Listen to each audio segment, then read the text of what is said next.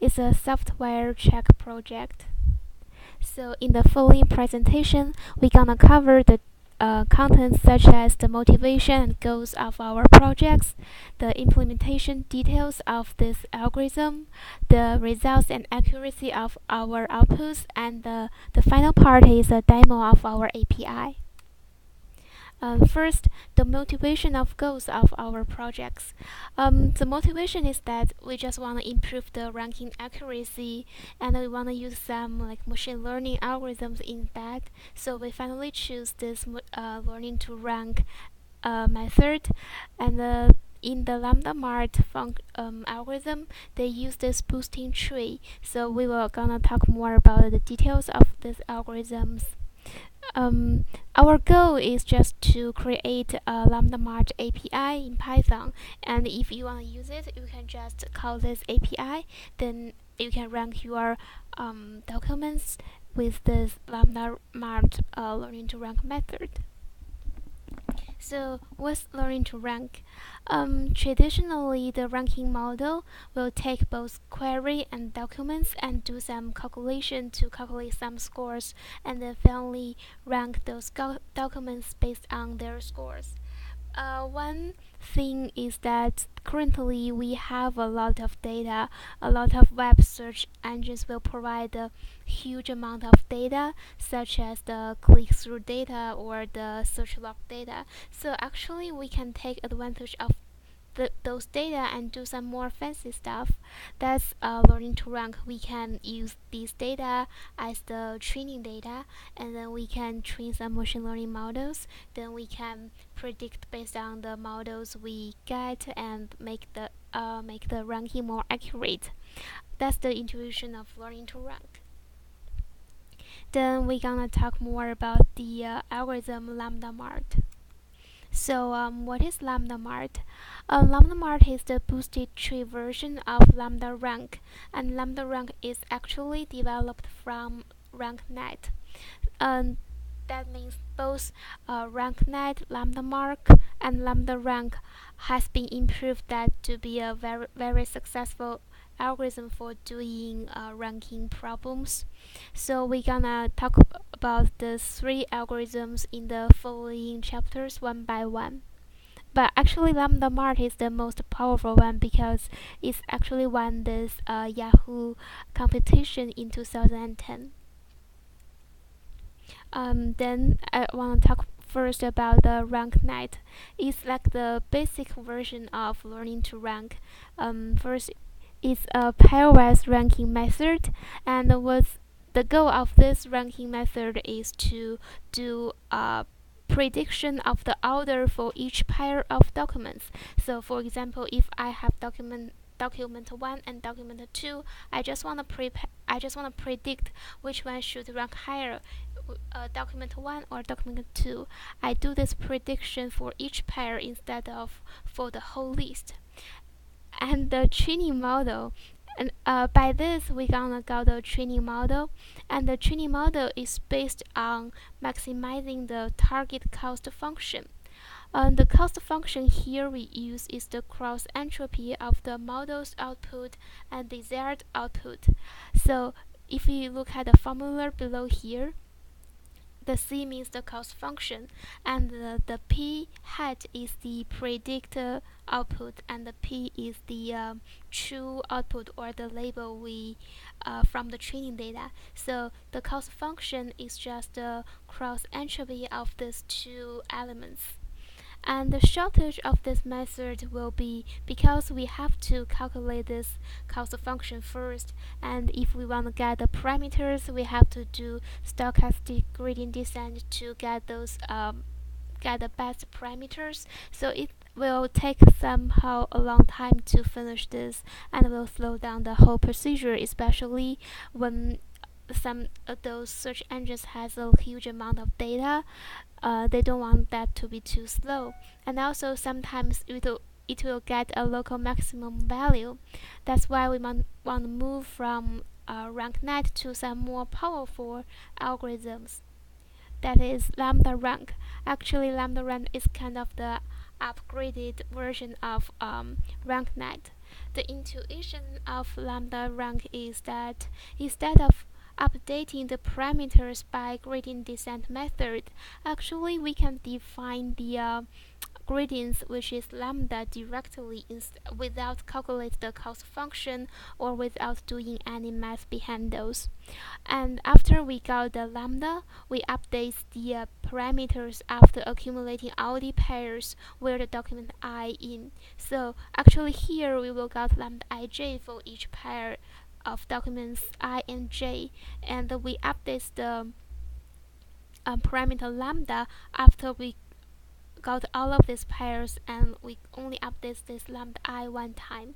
So here lambda is a really important parameter in this method. That's why we name it lambda. And also we gonna talk more about this in the following slides.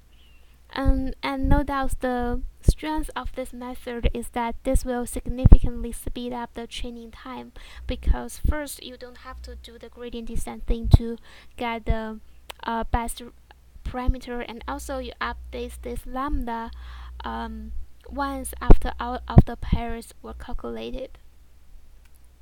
So here's a more detailed explanation of what lambda is. The intuition of lambda is the gradients of how you wanna move next steps. So the left side there are two documents. One is on the top and one is in the actually the bottom part. And in the right side is another document.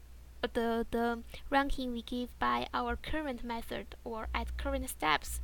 So we can see actually want to move this blue documents to the top. So this right one is actually what lambda is. It shows you like where do you want to move for your next steps, the direction of next steps or the force of next steps. That's the intuition, and is a great improvement if we can define these gradients directly without doing the cost function calculation. And then I want to talk about what is MART. So if you haven't heard about MART, I guess you might heard about gradient boosting machine, which is GBM. It's another name of MART, which is multiply additive regression trees. That's an ensemble method, which means you have a lot of trees. Each tree might be a weak learner, but when you combine them or assemble them together, you might get a more powerful math algorithm or output. So here, the regression tree, for the regression tree, we use these squares to do the splits, and we also implement our own regression trees in our current API. And then after we talk about lambda and MART separately, we should go to see what is LambdaMART. LambdaMART is like a boosted tree version of LambdaRank. So how does this actually work? We need to first understand how to calculate lambda. So lambda is like a gradient of the cost with respect to the model score. So so this lambda actually means like where each URL should go, where it should move. Let I be a set of pairs ij which satisfy URL ranks higher than URJ. We have that lambda ij for each pair. This is basically a sigmoid function of the score difference of I and j, and multiplied by a delta z. This delta z is the difference in NDCG if we swap the position of I and j in the ranking. And for the lambda of an URL I, lambda I would be sum over all the lambda ij, which that I is rank higher than j, and subtract by the sum of lambda ij, which satisfy that I is ranked lower than j. So this is the actual algorithm part. So the goal of this algorithm is get a predicted score for each URL so that we could rank these URLs based on this predicted score. So first we need to initialize the predicted score, and then we do the boost tree step. So in each iteration, we calculate the lambda and weight and create a regression tree for the lambda. And then we could calculate the leaf nodes values and update the predicted score. And now we can see like some comparison here. So here is a comparison like between LambdaMART and some other algorithms here. The other algorithms include like rank boost active, like add rank NDCG and add rank map and add rank map active here. And from like the chart we can see like the LambdaMART, like the NDCG score of the LambdaMART is kind of like lower than the above algorithms here. And after the comparison here, we can show a little bit about some like the evaluation matrix here. So the formula of the DCG at t here is equal to like the sum of 1 over t and 2 to the li minus 1 divided by the log of the 1 plus I here. And we can also see the calculation of the NDCG here is equal to like the DCG at t divided by the maximum DCG at t here. Now I'll talk about the API design. We created a LambdaMART class. The parameters that the class takes are the training data, number of trees, leaves per tree, and learning rate. We require the training data to be an array of documents. Each document contains the relevant score, then query index, and finally its feature vector. We require the number of tree parameters to be an int, and this is the number of trees that the LambdaMART algorithm goes through. We require also the leaves per tree to be an int, and this is the maximum number of leaves a tree can contain. We require the learning rate to be a float, and this is the rate at which we update our prediction with each tree. This LambdaMART class has multiple methods. The fit method fits the LambdaMART model on the training data and takes in 0 parameters and returns nothing. The predict method predicts the scores for the test dataset. The predict method takes in a NumPy array of documents, and each document contains the query index and its feature vector, and this returns a NumPy array of the predicted scores. The validate method does the same thing as the predict method, but it also calculates the NDCG value to verify the performance of the algorithm.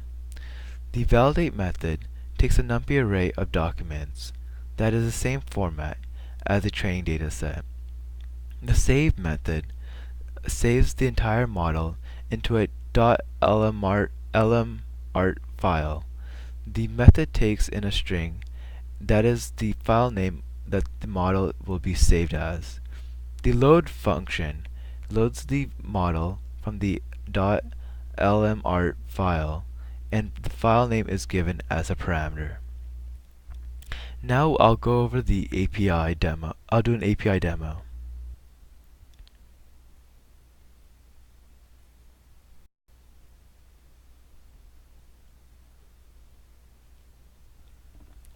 Okay, so this is the code that we have written to test this LambdaMART feature. So here is where we import the LambdaMART code into this Python code. So first we do call from LambdaMART the file name and import the LambdaMART class. So you can see that the file structure is where the test.py is in the same location as the LambdaMART.py file.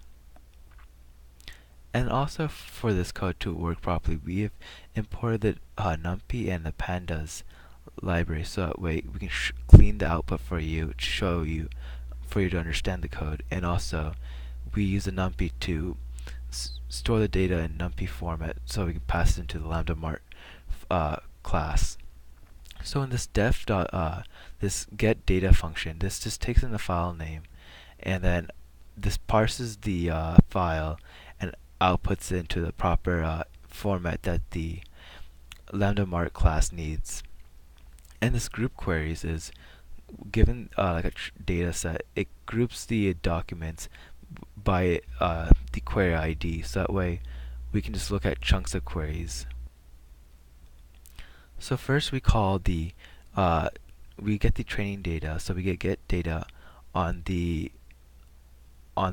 file train.txt, and this train.txt file is from the Letor dataset, the MQ2008, and then we get the test data from the same location, but just the test.txt.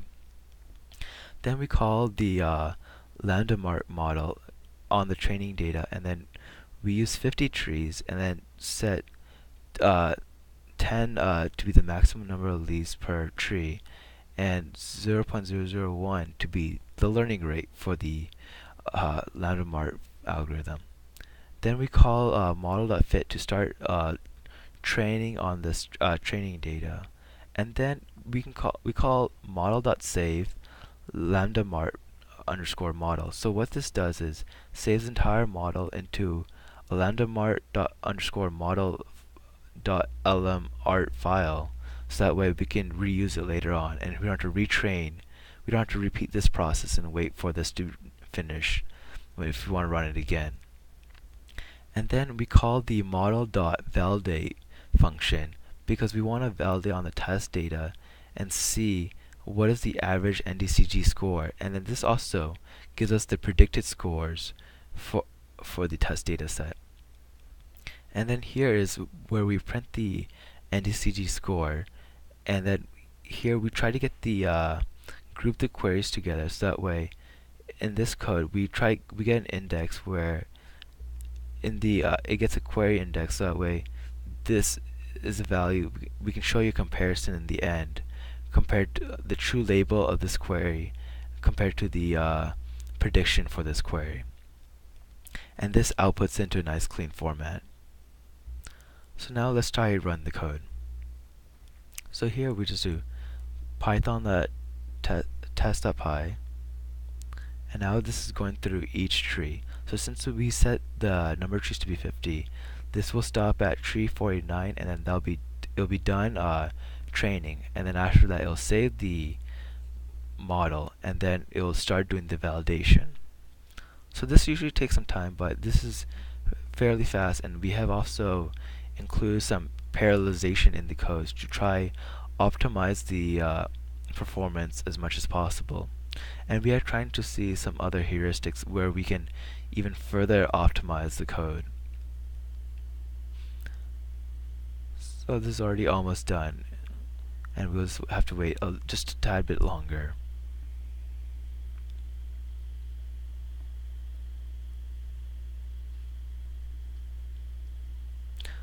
So since this takes some time, you see the reason why we also added the save feature, so that way if you already trained on some data set and you want to predict on multiple different data sets, and you realize later you want to predict on a different data set, then you can just always just load it from the LambdaMART model file.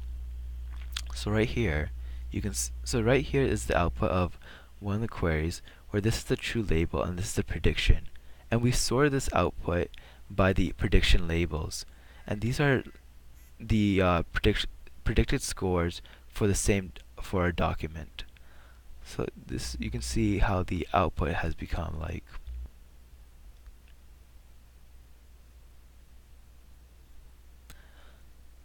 So now you can see the output. It has ran through. So now let me show you how to actually load this LambdaMART model file, and then that way you can just call that and having to retrain the data set. So you just call model.load, and then you pass in the file name, so wherever it's located. So it's located in the same directory, so you do LambdaMART model.lmart, and also first you have to actually create the model variable. So you do LambdaMART, and you can just set as empty model. So now what you do is rerun it again, and now you can see it's not running tree.py, and it already outputted the output from the validation.